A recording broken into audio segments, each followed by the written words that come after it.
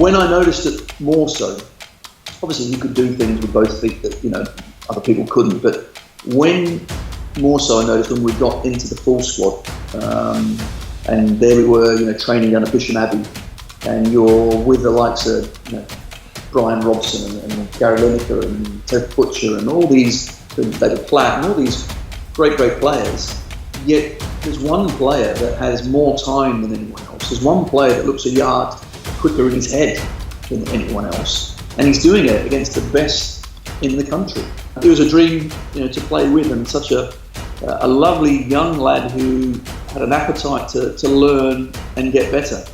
And he had a way about him that he never realised actually how good he was. Penalties and what have you, and afterwards, in the dressing room trying to console Waddler and Piercy, it couldn't be done, And of course, Gazza was in tears. It was just so many mixed emotions, and I think sometimes as well you look back and think, you know what, we got beat by a better side, but we didn't. And then he stopped and he pointed and he said, "You, Dorigo, if you don't want to be here, why don't you piss off?"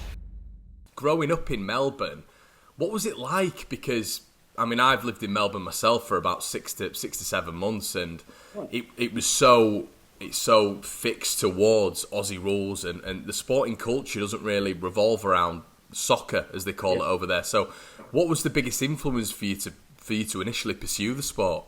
Yeah, you're right, and I think I was born in Melbourne, but I actually lived in Adelaide. So I left Melbourne when I was about 1, and Adelaide is probably even more removed from Melbourne in that the biggest sport would be Aussie rules. Didn't really play a lot of rugby league or union there, and of course cricket. So the winter sport was Aussie rules. The summer was cricket, and you'd have the Greeks, Italian, Poles, all the ones that came over to Australia in the 40s, 50s, and 60s.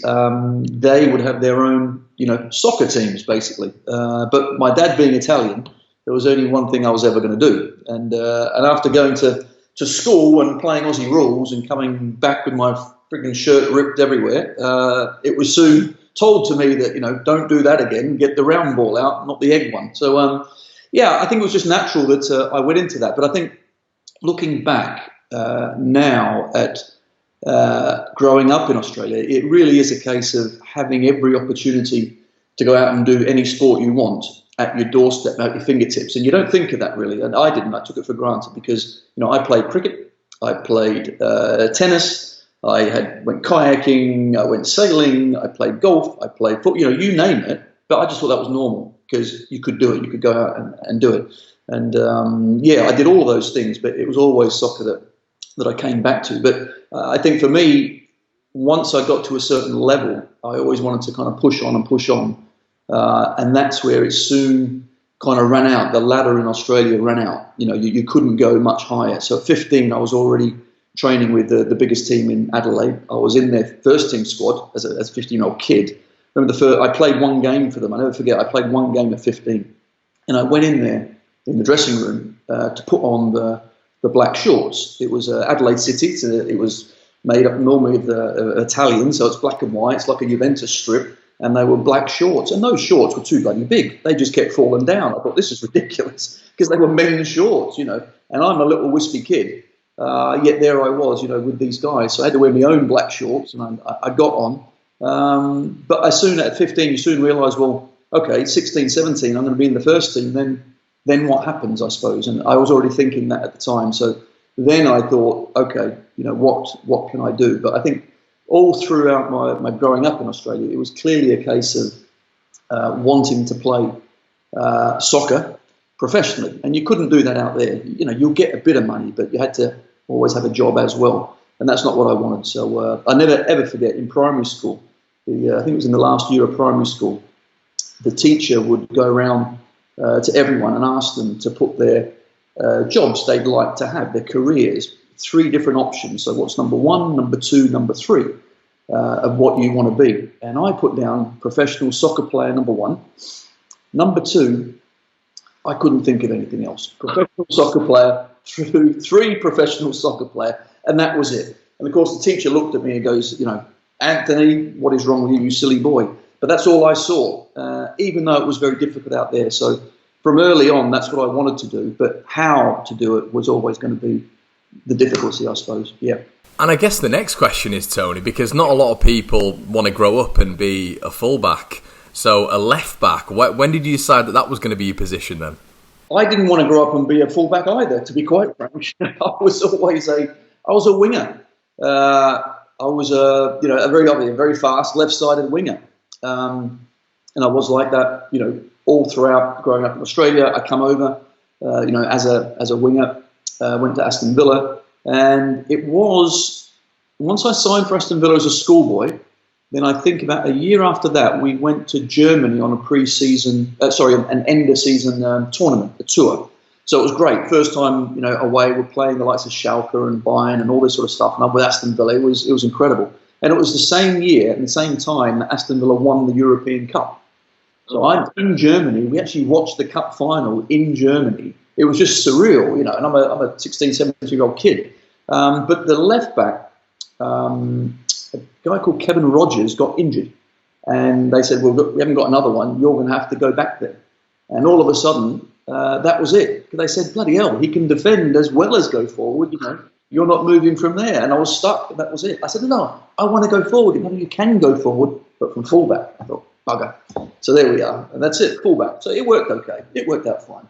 And I guess another massive question that I wanted to ask you, Tony. You played, obviously, international football for England. Why England over Australia and then, obviously, Italy, with your dad being Italian? That was difficult. That was very difficult. But now everyone would ask me this question, why did you do that? Then I didn't feel like I had much of a choice. And I know that's an easy thing to say, but the international sporting calendars then weren't aligned. So Europe obviously was, but if you went to Oceania or South America or wherever to play for your country, there wasn't a free weekend. So you'd have to have time off and games off. So in my head, I only ever thought about obviously playing for Australia. So I think at 15, I got picked in the Australia under-18s already. And so, then obviously I left Australia. And then once I got into the Aston Villa first team at 18, and a representative of the Australian Federation came to me and said, we want you to play for Australia. And I was, absolutely gobsmacked. I thought, this is fantastic, So then when I started talking to him, I said, right, what is it? What's the game? And all this sort of stuff. And he says there's a few games. It's the qualifiers, I think, for the World Cup or whatever it was. There'll be 3 or 4 games. You have to come over for like 4 or 5 weeks. Well, I'd just got in the Aston Villa first team. I'm playing Arsenal at Highbury. I've got Man United at Villa Park. Then I'm going to Anfield. I'm an 18-year-old Aussie kid, and this guy's asking me to go for 4 weeks, and that's it. And I said, okay, who are we playing, though? What are the games? And he said, American Samoa, Fiji. And I'm thinking, I didn't even know there was a bloody American Samoa. Who are these countries? So I'm thinking, oh, crikey. So you know what? I'm going to go in and ask the manager.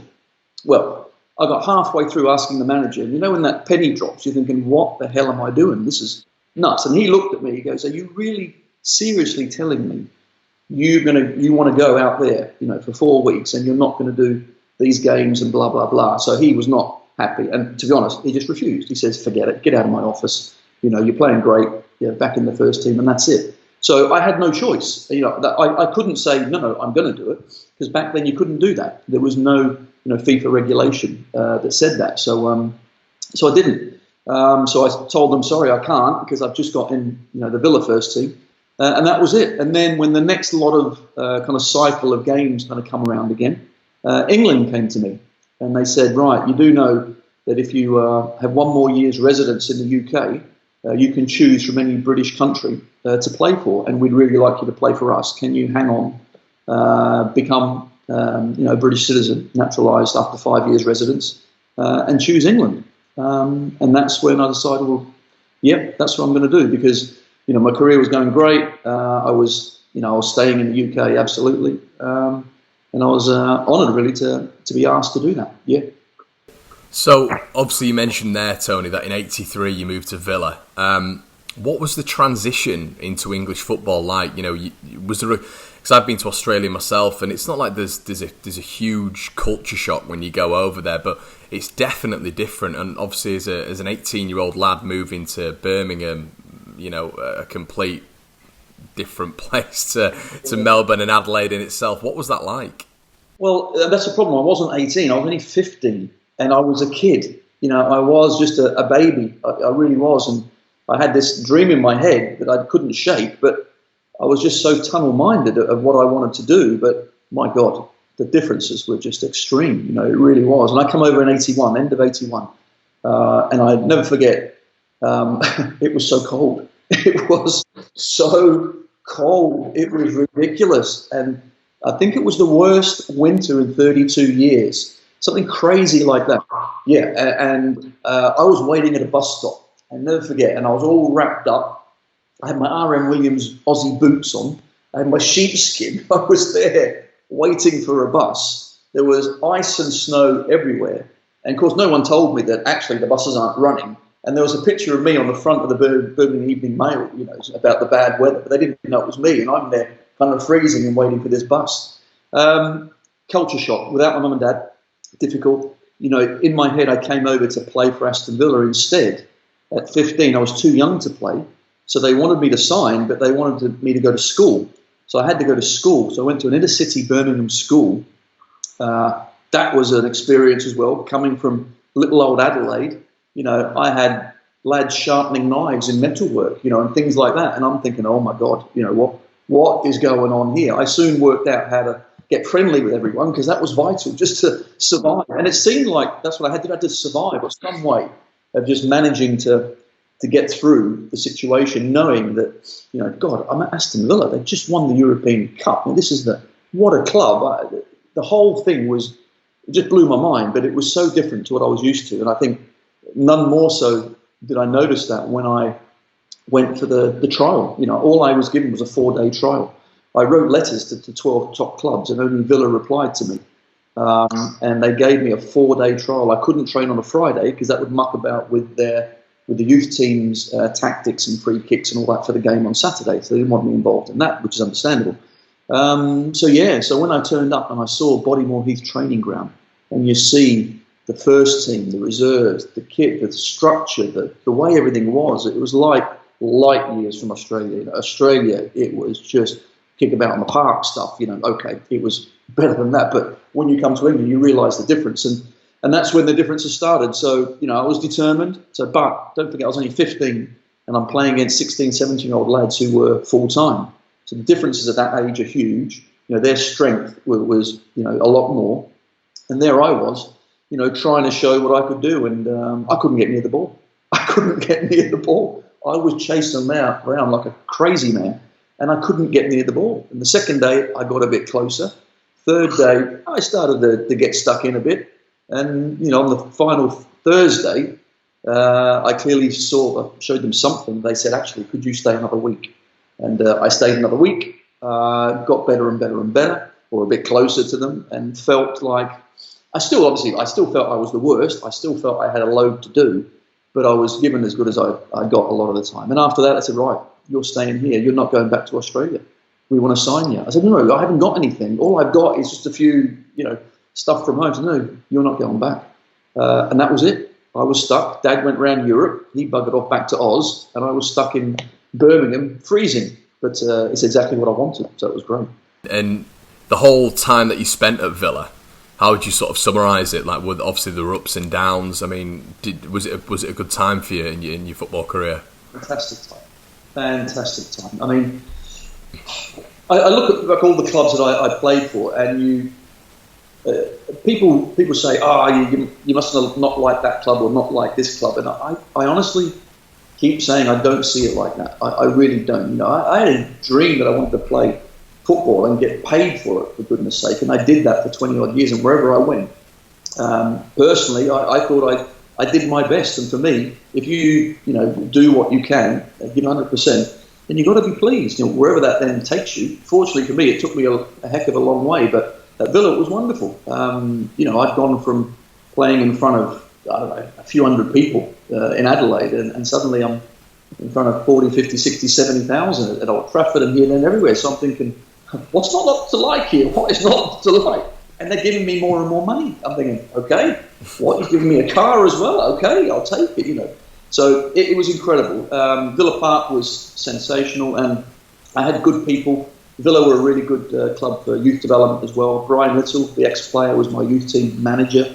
And these guys, they gave me a fantastic grounding, put me in the right place, and I wanted to do the best as I could. And I soon got in the first team. I think year after that, I was player of the year as well. So clearly things went well. Then we struggled, because the old great side of Aston Villa that won the European Cup were kind of getting too old, and they were breaking up, and youngsters were coming in, and we had too many youngsters at the same time, and we struggled. But I thought it was a wonderful club, big club, and I loved it. And I'll be ever thankful, for what they did to me. Absolutely.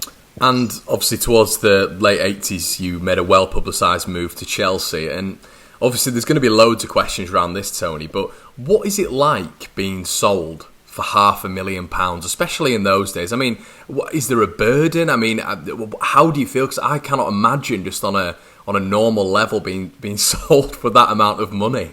Well, this thing, it was crazy because, take you back. It's my first club. I'm obviously a fan favourite. I was player of the year, this, that and the other. Things are going great. And then in the final season, we really were struggling. We couldn't score goals for Toffee. And we had youngsters at the back. So Martin Keown was there with me, and Paul Elliott at one point at the back. We were young, but we were just leaking goals. And then in March of that season, the chairman rang me up and said, "Chelsea want to buy you. I'm coming to pick you up to take you down for talks." This is in the transfer window, and there's about a couple of days before the transfer window is going to end in March. And oh my God, I was just absolutely gobsmacked. I never saw myself leaving Villa. I never dreamed that I would keep signing contracts. And they were fantastic to me, and everything was going well. I loved being there. But then suddenly, for the club to turn around and say, "Actually, we're going to sell you to Chelsea," and I said, "Well, why?" Because am I playing badly? He goes, No. We are desperate for David Speedie, their striker, their Scottish international striker. And the only way Chelsea are going to let us have him is if you go to Chelsea. So I'm thinking, oh my God, it was just like a whirlwind. And I get picked up and I get taken down to Post House Hotel at Heathrow. Never ever forget. I think it was level 2. And I go up, open the lifts, and me and my chairman and what have you start walking down the corridor, and stood about 50 yards at the other end of the corridor is Ken Bates and David Speedie and the secretary or whatever. And it was like a hostage situation where you just swapped hostages. They stood there, we stood there, me and Speedo just passed each other, gave a little wink and went into a different... I think, this is nuts, this is crazy, So we went into the room, started chatting away, but to be honest, it just hit me like a ton of bricks, and it was all too quick. David Speedie said no, I said no, and that's it. We went back to our clubs. But then I thought, hold it a sec. My dream and my loyalty suddenly wasn't repaid. I knew why they did it, but you soon realise that actually here I was in my dream that it's one where you go to a club, you stay there forevermore, and everything's rosy in the garden. Well, actually, it's business. It's a huge business. And I'm a pawn in that business, and I need to get my head around that. But I think sometimes fans may see it one way, but reality sometimes is pretty different. And so then we continued, we struggled, we got relegated, and Chelsea came back in for me this time with a bid nearly £500,000, and for a fullback at my age then it was a lot of money. But never forget how it came about, because Graham Taylor took over at Villa. So he came in as the new manager, because we managed to sack 2 in that season. I think it was Graham Turner and Billy McNeil. Then Graham Taylor came in at the end, and he got everyone in after the season, after being relegated. So we're all obviously really disappointed. I knew Chelsea had come back in for me, and I had a decision to make. And he came in giving this huge speech, thumping his chest and talking about, what sort of blood have you got running through your veins? If it's claret and blue, then great, you stay here. If it's not, then can you bugger off, basically. And then he stopped and he pointed and he said, "You, Dorigo, if you don't want to be here, why don't you piss off?" Thank God he pointed at Gary Williams, a different player who looked like me, but wasn't me. I was the other side of the room. So everyone started breaking out laughing. I think, oh, thank God for that. He looked at me, started laughing as well. I said, "Yeah, okay, I'm off, boss. Thanks. See you later. Good luck." Boom, and out the door. And that was it. I was on my way to Chelsea. So it was a weird time. But at the same time, when a club, really wants you, that's a nice feeling as well. So I thought, right, okay, because I knew I was getting closer to the England squad as well. I played for under-21s. I was the captain under-21s. I was getting closer and closer. So I thought, I think a year dropping down, I don't know how that would go. So it all played into it basically. And so I thought, right, off to Chelsea. And with your time at Chelsea, 4 years, in one of the seasons you did face relegation. Yeah. Now, we hear about it in the press and we hear, it's publicised how difficult relegation is. How can you sort of give us an indication of how that is, the strain on yourself, the strain on your mental health as well? Yeah, mentally, it's really difficult to go through. But you know what? When you come out the other side, you learn so much about yourself, and it gives you so much strength. It really does, and that's an easy thing to say after the event. But at the time, it is difficult. You could see certain players, it become too much, and they're running through treacle. You can just see suddenly the zip is just gone because the pressure was that much. It was awful. Again, personally, I played really well. And then when we actually got relegated, it was crazy. It was the only time, I think, ever that the team finishing fourth bottom got relegated because there was a playoff. They decided this new thing, and it was a playoff with Middlesbrough. And we lost over 2 legs. And the second leg was at Stamford Bridge. Never forget, Pat Nevin had a great chance and didn't score, and that was it. I mean, it was awful. We got into the dressing room afterwards, it's 88, and can't speak. You're just silence, just horrific. I was to go on to experience something even worse in the World Cup semi-final, but we'll leave that till later. But this bit here, and then after that, we're in the dressing room. No one knows what to say, and then after a while, the manager says, "Oh, you give everything, lads. Well done." And Tony, just one bit of upside. You've been picked for the 1988 England squad to go to the Euros. You're in, son. Well done. So I'm on the floor, and then I'm going to the Euros with England. It was just mental. It really was. So it was difficult times. And we regrouped, and the following season, we won by 16 points. We strolled it. I scored 7 goals. That's how bad it was. I managed to score 7 goals. But we had a really good side, and we showed what we were all about. We went 35 games unbeaten, I think. So it's all right saying you're too good to go down. You're never too good to go down. We went down, and we showed how good we were in that second season to come bouncing back up. But Chelsea, as a club, was great. The supporters were wonderful, but for me, certain things behind the scenes were a real struggle to deal with.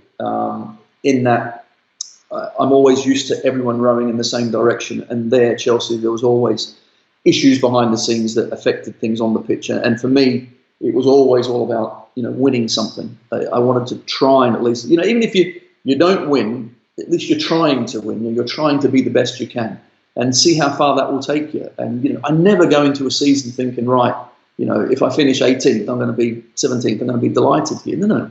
I'm thinking I can win. And then as I'm going along, but every game I play, I want to think I can win. And I think once that isn't right, then for me it was a problem. And that's kind of what happened during my time at Chelsea.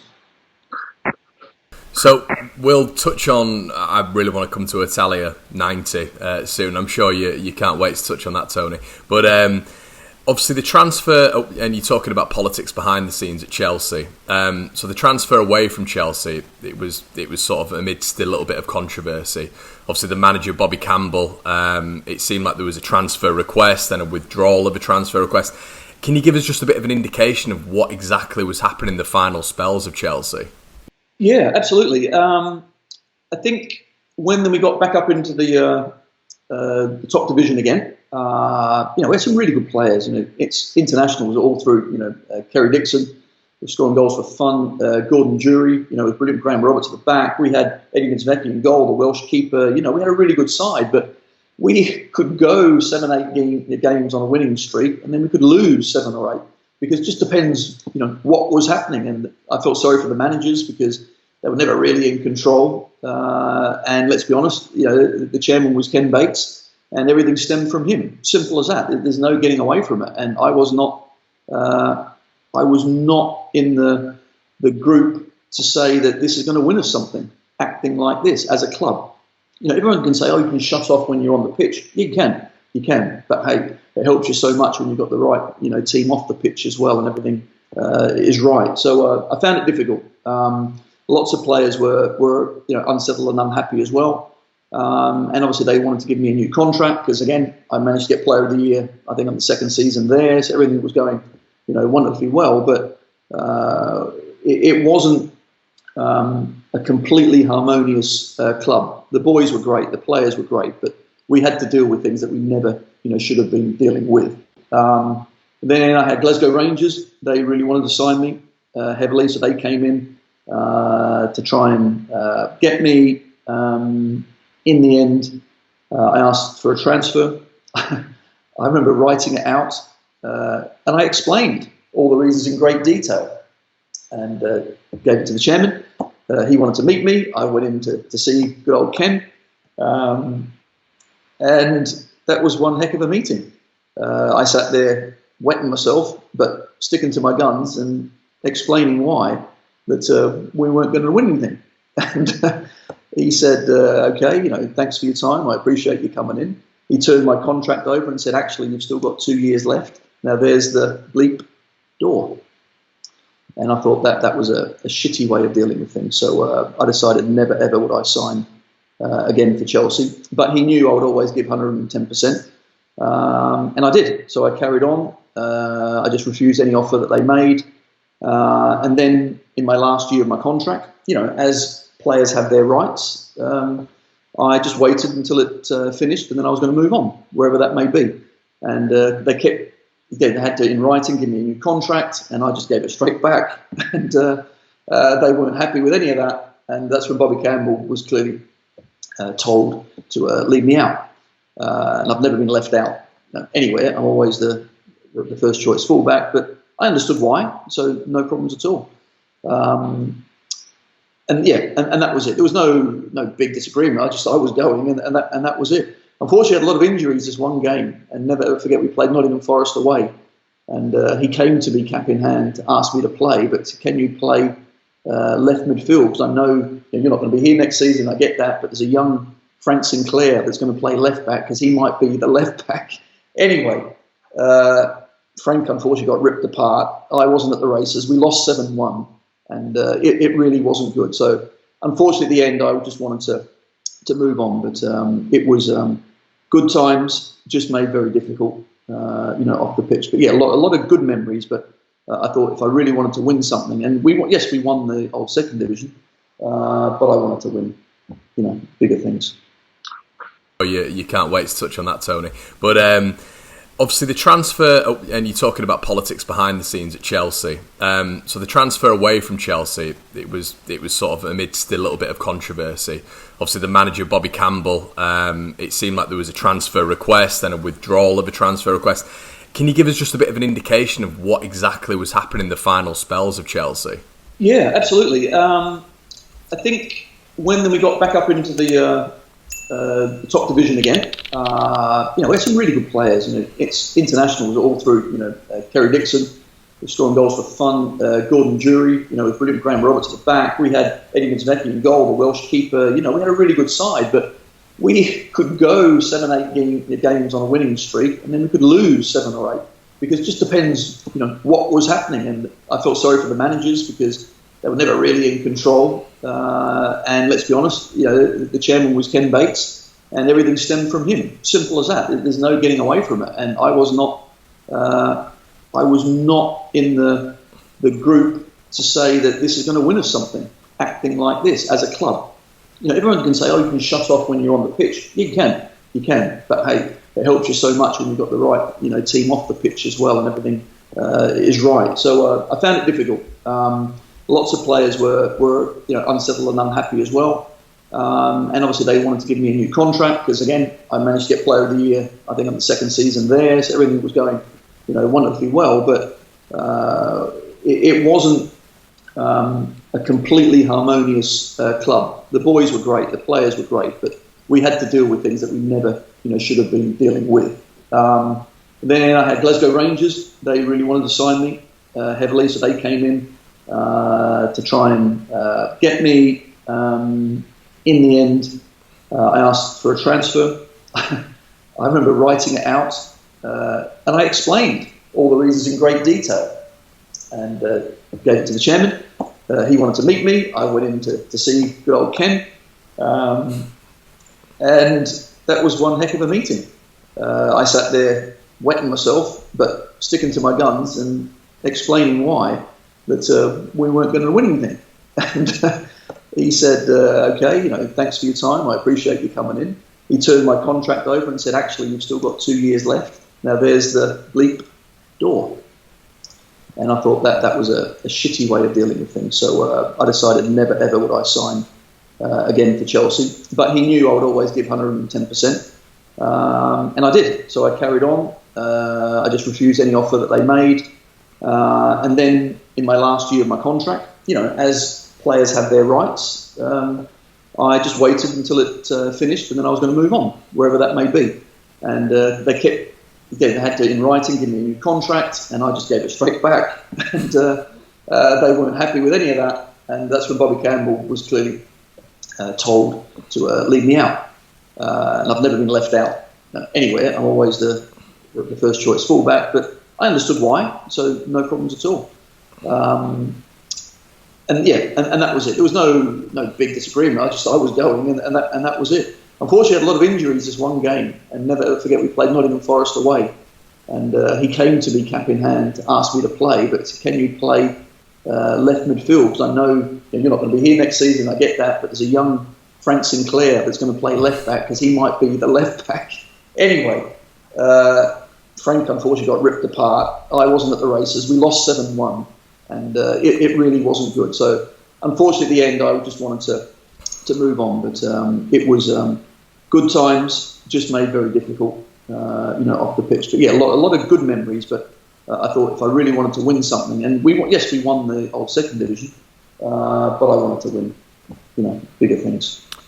And we talk about winning, Tony, and Italia 90 is probably the biggest moment that sticks out to pretty much every English football fan. Now, it must have had a special place in your heart, obviously, with your father being from Italy, and going to your first World Cup competition.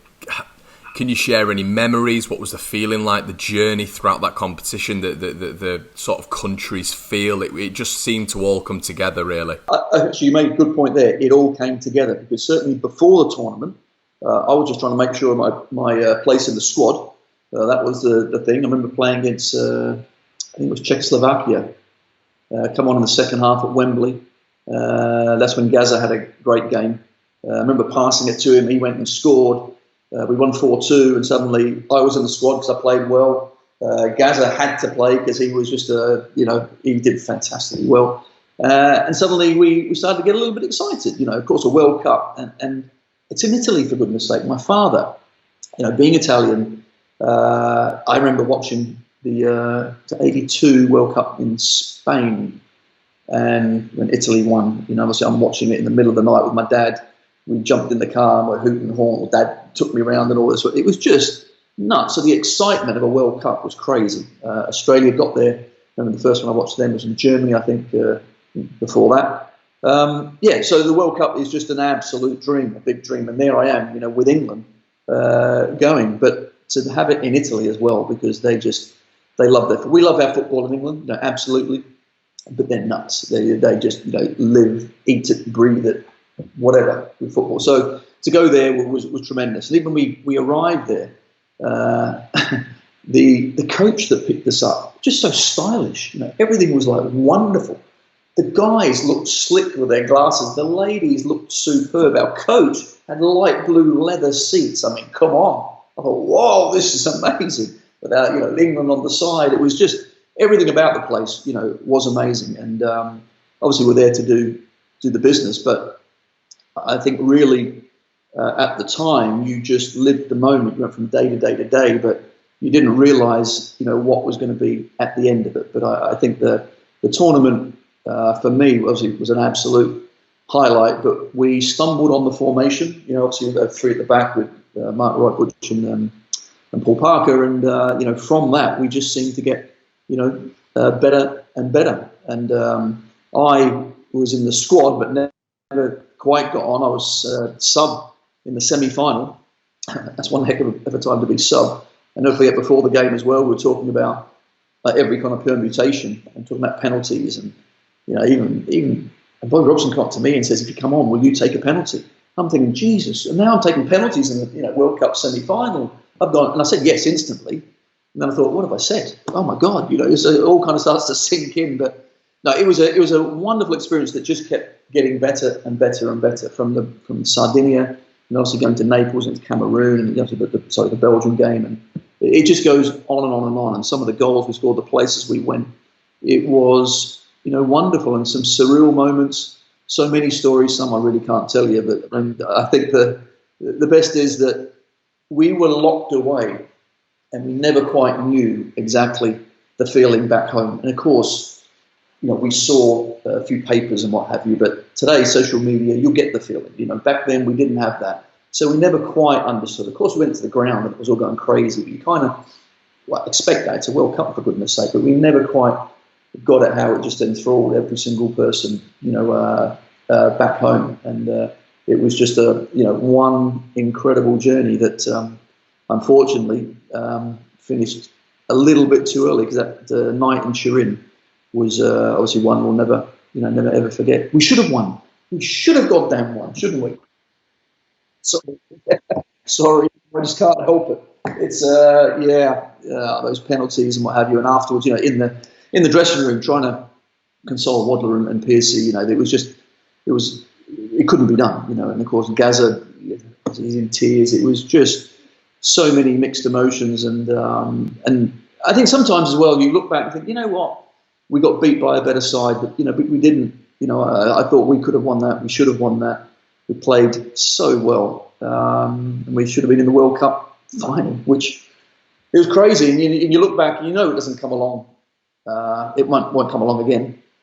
You just live that moment, but it was an amazing moment, and I was part of all of that, and I ended up playing in the third and fourth place playoff. Started the game against Italy, and mixed emotions there as well. It was again a wonderful experience for me. My family were there. My dad came down to Bari to watch the game. I playing against Italy as well in Italy. Stuff of dreams, really. It was crazy, and I played really well, and I set the goal up for Platty to score. Unfortunately, we lost 2-1, and I remember after the game, my dad, with a beaming smile, said, "Son, you played fantastic." I said, "Yeah, Dad, but we lost the bloody semi. We've just lost against Italy as well." He goes, "Yeah, but Italy won. They beat England, and you played really well. What do I want?" I said, "Dad, that's not the right answer, mate. That's not the right answer." But I've got so many great memories. I suppose a lot of things. Obviously, the Gaza stories. There's so much stuff. But for me, one of my biggest memories of sheer class, I think, was the third and fourth place game against Italy. I played against their captain, Giuseppe Bergami, and during the game, Scalacci whacked me in the face and split my eye, the little shit. I tried to spend the next 60 minutes trying to catch him and chop him down. But anyway, but I played up against Giuseppe Bergami, who was their skipper, playing kind of right wing back, and I was left wing back. And after the game, all the hoo-ha's finished, got our medals and what have you, and walking down the tunnel. And I was right near the back, and everyone in front of me was walking down the tunnel, England players and Italian players, and they were swapping shirts. And this is all going on, and everyone's trying to grab, each other's shirt. And I didn't think about swapping shirts, really. So I'm just walking and soaking up the moment, but I was, one of the last ones in. And then I can see someone go up to Giuseppe Bergami and ask, actually, Lineker didn't play. Anyway, he said, "Can you swap shirts?" He goes, "No." And when someone else got in, no. And then he's looking past me and going, waving. And I thought there must be someone behind me. So I ignored him, and I kept walking, and he kept waving again. And I thought, is he waving to someone behind me? I look behind me. There's no one behind me. It's me that he's waving at. I'm thinking, oh God, hi Giuseppe, I'm sorry. I walk up to him. I says, what? He says, can we swap shirts? I said, can we swap shirts? I would love that. Be absolutely honoured. So we swapped shirts, which was great. He then said, "Do you want to swap shorts?" I said, "Okay, let's swap shorts then." So I give him my shorts. I got these shorts. He took his boots off and said, "What about socks?" I said, "Yeah, let's go socks, mate." So I give him my socks, and I called a halt after that. I said, nothing more. He goes, "Thank you very much. Give me a big hug. It was a pleasure," and walked off. And I thought, Jesus, class of the man. Class of the man. So that's a wonderful memory for me from what was, just an amazing journey of 6-7 weeks, and then getting back to England. That's when you realise, oh my God, the country went crazy. They went nuts, and we landed at Luton, and wives, girlfriends in our cars at the hotel, about 1.5 miles away, and all I remember is getting on this bus. And just people, hundreds of thousands of people were lining the road, and it took us 1.5 hours to go like a couple of miles. It was just nuts. And then you realise, wow, it clearly had caught the grip of the nation. They were living it with us, and we got a bit of a feeling of that, but not the full thing, because we had a job to do. But it was amazing. It was fantastic. And just I've just picked up on something there. I was doing a little bit of research on the 3rd, 4th place, just lineups, and obviously you wouldn't have come into direct contact with him. But what was it like coming up against the likes of Baresi? I mean that must have been some of these players. You look at them from afar and think, wow, these guys are wonderful. But I think once you get kind of to my level, you have to look at it differently. You have to think, well, they're just a player. You know what I mean? I'm going to show not how good Baresi is, but how good is Dorigo. So you've got to make, because if you go in there with that sort of thing, you're already a step behind. So and it's difficult to do. Let me say that straight away, because these players are incredible. There's so many. I think players, you think back then that, wow, these guys are great, but we gave as good as we got. We played extremely well, and unfortunately, we just end up on the wrong side. But yeah, it was wonderful, and you soon realise that you can live at this level, you can play. You're a decent player yourself. That's what it's a challenge, but it's a wonderful thing. But yeah, looking back, would love to have done it even more. And before we get back into your club football career, I just wanted to ask you a question from a personal standpoint. Would you say Paul Gascoigne is the best English talent you've seen? Yeah, absolutely. I think a question I get asked fairly often is one that's, who's the best player I played with? And I would have to say Gazza, for the pure natural talent that he had. He was the best. I mean, if you think what he became, the type of player that he become, I always look back and think what he could have become. He really could have been one of the world's best, absolutely. But he was fantastic. I played with Gazza in under-21s as well. So I was captain in one tournament. That was interesting, trying to captain Gazza. Good luck with that one. But no, he was just fantastic. He loved football, and he was such a talent. And I think when I noticed it more so, obviously he could do things with both feet that other people couldn't. But when more so I noticed when we got into the full squad, and there we were, training down at Bisham Abbey, and you're with the likes of Brian Robson and Gary Lineker and Terry Butcher and all these, David Platt and all these great players. Yet there's one player that has more time than anyone else. There's one player that looks a yard quicker in his head than anyone else, and he's doing it against the best in the country, the best 23 players, and he's looking like he's another level, and he's just got in the squad, and you're thinking, whoa, wow, this kid is something else. And he showed flashes of that in games is just incredible. And actually, during the lockdown, I've been watching just some clips that keep coming up, and you look back, you think, geez, Gazza was absolutely some player. So yeah, he was wonderful to play with because he always wanted the ball. And as a fullback, I wanted to give it to someone further forward, and he was one of them that always wanted it. So it was brilliant. Yeah.